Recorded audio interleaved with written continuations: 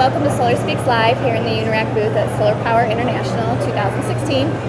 I'm Kelly Pickerel, Associate Editor of Solar Power World, and with me today is Helge Biernath. He is President and CEO of California-based solar contractor SunStall. So thank you for joining me today. Thank you for inviting me. Thought we'd start off with learning a little more about SunStall. How did you guys get your start? Do you want to have the short or the long story? Whichever you prefer. Okay, so the longer story is I was involved in the solar industry back in 2001 in Germany. We produced solar thermal modules, and so we sold them across Europe. And PV was still the stepchild back in the days, back in Germany. And so we did that for like 5 years, and then I moved on. I came over to the United States and started in a different arena. But then after a couple of years, we decided to form our own business. And so to be in the solar industry was just pure luck at the end of the day, because one of my friends, actually his son was playing soccer with my son, and he had all the licenses. And because I was in solar before, so I asked him, hey, what about the idea we look into this industry, what we can do? And he was in the residential arena, and I was more focusing on commercial.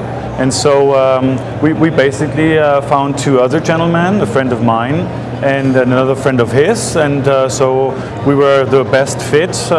One gentleman focusing on sales, one on the execution, and one on how to become more efficient.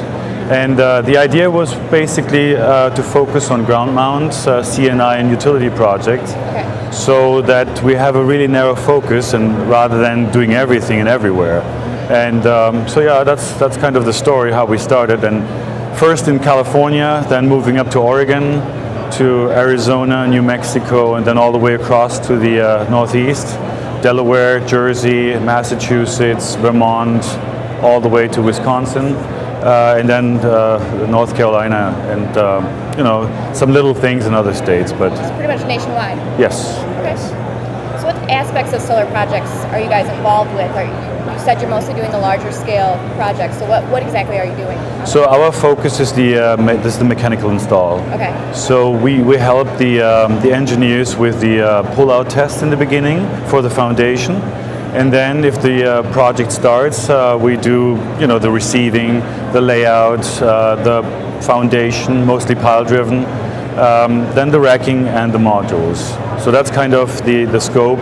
We found that makes sense, because otherwise you have to have all the electrical licenses. I mean, we're an electrical contractor in California, and we do some electrical work, but just, very, very focused on the mechanical install.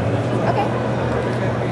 So have you built relationships with specific developers, or are you still out there like bidding on projects? How does it work? So usually, I mean, it's a mixed bag, as you know.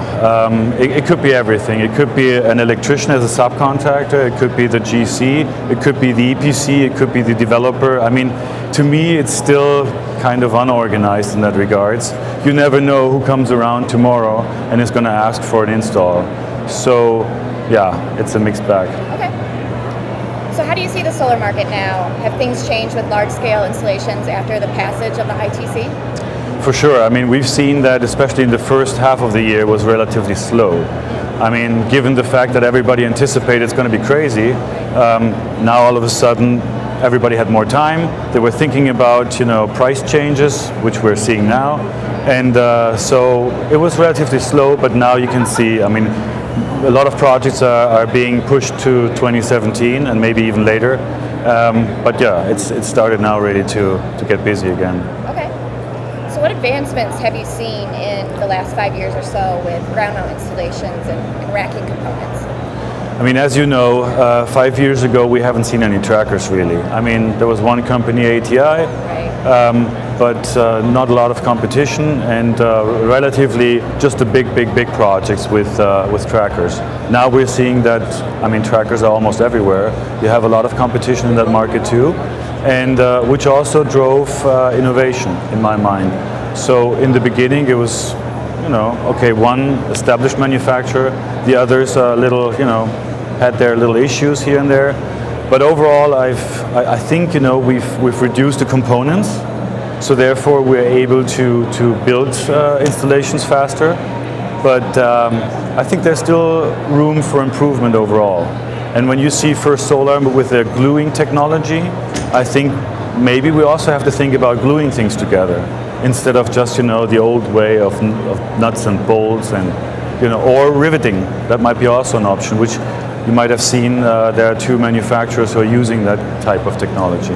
Is it easy for you to to understand these new technologies coming out, to adapt to the new things?